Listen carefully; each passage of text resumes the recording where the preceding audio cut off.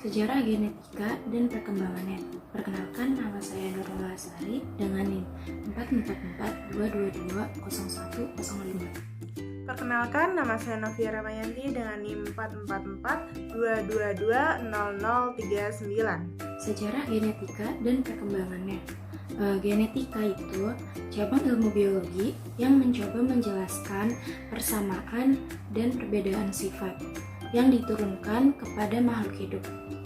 Genetika berhubungan dengan apa yang diturunkan atau diwariskan dari induk kepada turunannya. Gregor Mendel itu seorang ahli botani yang menyusun konsep dasar genetika. Dia juga melakukan penyelidikan pewarisan sifat dalam genetika. Tentang pewarisan sifat sebenarnya sudah diketahui oleh peradaban manusia, bahkan sampai masa Mesir kuno. Ilmu genetika berkembang sebagai ilmu pengetahuan setelah melalui berbagai tahapan dan penemuan yang mendahului.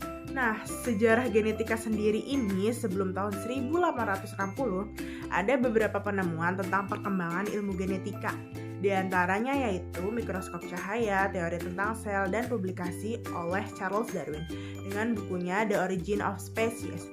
Pada tahun 1833, Robert Bowen melaporkan pengamatan tentang inti sel, dan pada tahun 1839-an, Hugo von Mohl mendeskripsikan mitosis pada inti sel.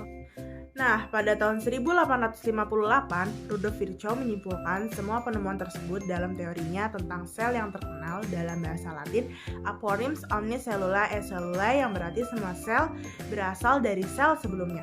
Sampai pada akhirnya di tahun 1858, ahli biologi memahami bagaimana sel berkembang dan mengetahui tentang inti sel. Pada tahun 1866, Mendel melakukan persilangan pada tanaman kacang etis dengan hasil 7 sifat beda. Nah, lalu pada tahun 1900, tulisan Mendel tentang hukum pewaris sifat yang diterbitkan pada tahun 1866 secara terpisah ditemukan kembali oleh 3 ahli berbeda, yakni oleh Hugo the First, Karl Corners, and Erich von Techmerk. Pada tahun 1903, Walter Sutton mengeluarkan hipotesis tentang perilaku kromosom yang dapat menjelaskan teori pewaris sifat Mendel. Pada akhirnya, hipotesis ini menuntun ditemukannya teori bahwa gen terletak di kromosom.